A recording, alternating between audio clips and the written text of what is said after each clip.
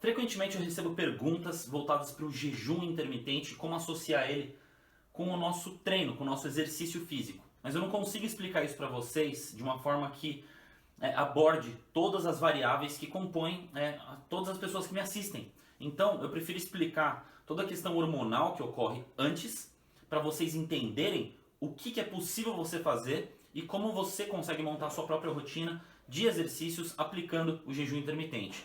Inicialmente vou dar um exemplo explicando 2 refeições por dia. E com os princípios explicados aqui vocês vão conseguir entender todo o resto.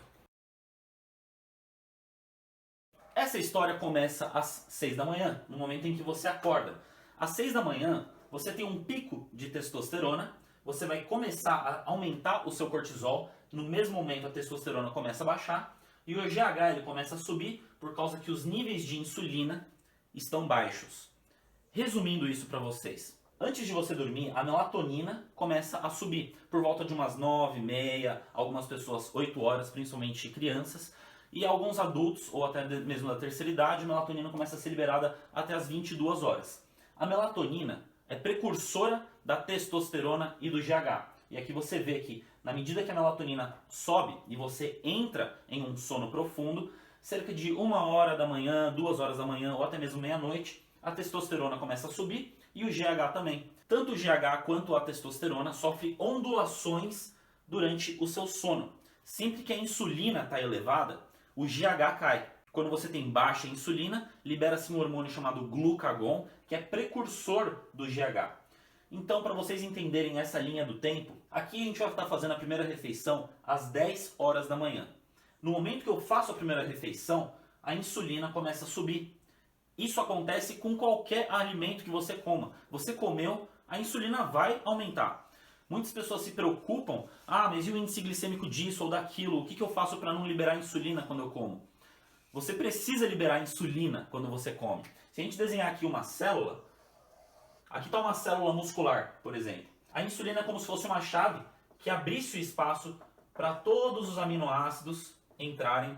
Uma chave também que facilita a entrada dos carboidratos. Por isso, se você tem diabetes, meu amigo, vai num médico, vai consultar um profissional antes de você sair aplicando tudo isso. Um grande erro que acontece com as pessoas que começam com jejum intermitente também é pular de cabeça. Às vezes a pessoa está acostumada a comer de 3 em 3 horas e ela quer entrar numa abordagem de comer 2 refeições por dia.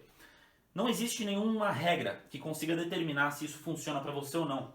O que você pode fazer é ver como você se sente. Se você vai treinar antes do jejum, antes da quebra do jejum ou depois, isso vai depender de você, vai depender do seu sistema. Quanto mais tecido adiposo você tiver no seu corpo e menos massa magra, mais cansaço você vai ter. Quanto mais fitness for você, melhor vai ser o seu condicionamento cardiovascular e todas as outras questões para treinar antes da sua primeira refeição. Para quem me acompanha aqui no canal já faz um tempo, já sabe que o meu horário favorito para treinar é antes da primeira refeição. Só que eu quebro minha primeira refeição às 14, entre as 14 e as 16 horas. Depende muito do meu humor. Eu faço o jejum intermitente de uma forma muito flexível, porque lembrando, você não quer se tornar escravo de um sistema, mesmo que o objetivo dele seja ganho muscular ou emagrecimento. As outras opções que você tem para estar aplicando o jejum intermitente vão ser, obviamente, antes da sua primeira refeição, durante as 2 refeições ou após. Existem alguns estudos que relatam que realmente se você treinar entre as 5h30 da tarde até as 18, por volta desses horários, no horário do pôr do sol, de acordo com o seu relógio biológico, é o horário que você tem melhor condicionamento cardiovascular e irrigação sanguínea para a sua musculatura. Então, associa-se com melhor queima de gordura, mas não é muito significativo. Mas continuando, já que eu falei das ondulações de testosterona e GH que ocorrem durante o seu sono, como que o jejum intermitente consegue estimular a secreção desses hormônios durante o dia também? Então, fazendo sua primeira refeição, quando a insulina sobe, você observa que automaticamente o GH cai. GH é o hormônio do crescimento. Crianças possuem um nível altíssimo de GH. E é isso que faz você crescer, é isso que te dá uma grande musculatura. É por isso que os fisiculturistas bodybuilders, eles injetam isso para ter melhor aproveitamento. O GH deles fica assim, o dia inteiro praticamente. Eu acredito que não seja saudável. Quem injeta GH, apesar de ser um produto muito caro, ele não aumenta só a musculatura. Ele vai aumentar o seu nariz, o seu queixo, vai ficar com mão de macaco. E também, se você tiver algum câncer em desenvolvimento, o câncer também vai aumentar.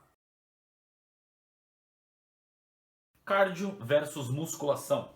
Sim, tem uma grande diferença porque a musculação ela foca no ganho muscular e o cardio ele não foca no ganho muscular. Por mais que você queira ficar com aquele corpo de verão, você não vai. O cardio ele só vai depravar o seu glicogênio, fazendo você usar a gordura como uma fonte de energia, e isso leva aproximadamente uns 30 minutos para ser efetuado.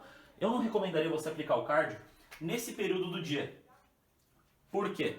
Você vai ficar todo esse tempo sem o estoque de glicogênio. Vai demorar muito tempo até a quebra do seu jejum. Na minha experiência, eu vi que para mim o melhor foi sempre encaixar o meu pós-treino imediatamente após o meu treino, ao invés de dar todo esse espaço sem alimento. Geralmente quando eu fico sem comer depois do treino, eu acabo abortando toda essa missão e, bom, chutando pau da barraca e comendo um monte de tranqueira.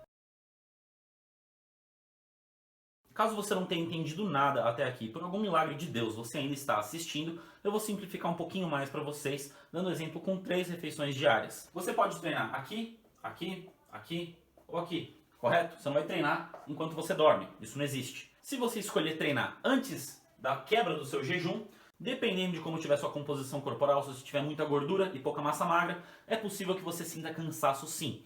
Então, você pode aplicar isso de esperar 2 horas e faz o seu treino entre a primeira e a segunda refeição. Eu já fiz isso e dá muito certo também, mas eu prefiro sempre fazer uma pequena refeição inicial para depois comer na minha terceira ou na minha segunda uma quantidade maior de alimento. Isso é um gosto pessoal meu, tem pessoas que preferem inverter esse quadro, fazer a primeira refeição grande aqui e a pequena aqui. Agora, se você vai fazer a sua terceira refeição e quer treinar aqui, você vai estar com um detalhe que você não vai ter um pós-treino, correto? Apesar de ter estudos falando que o pós-treino é muito importante, se você conseguir atingir as suas calorias objetivo, no caso, se você está querendo emagrecer, vai ser um déficit calórico. Se você está querendo manter o seu peso, é um mantimento calórico. E se você quer ganhar massa magra, você vai dar excesso calórico. É só assim que o jejum intermitente funciona. É só assim que qualquer dieta que promete qualquer coisa funciona. No fim das contas, todos esses programas, todos esses sistemas que vocês veem online, eles vão levar a uma coisa. Ou um déficit calórico, mantimento, ou um excesso calórico. Então, se você quer treinar aqui e você comeu corretamente, você não vai ter malefícios nenhum. Segundo alguns estudos e segundo alguns médicos. Mas claro, faça a sua pesquisa, tira as suas conclusões. Para esse vídeo não ficar longo, eu vou encerrar ele por aqui. Se você ficou com alguma pergunta, ficou com alguma dúvida ainda, às vezes eu acho que eu passo a informação de uma forma meio confusa ou acabo falando meio rápido, então não tem como eu saber se você não me falar. É isso aí, pessoal. Espero que essa informação tenha ajudado. Se você gostou do vídeo, curta, não sei onde é que lado que é, nunca eu sei. Se você não é inscrito no canal, inscreva-se. Se você tem interesse nos meus e-books, bom, tá tudo na descrição e é isso. Falou, pessoal. Tchau.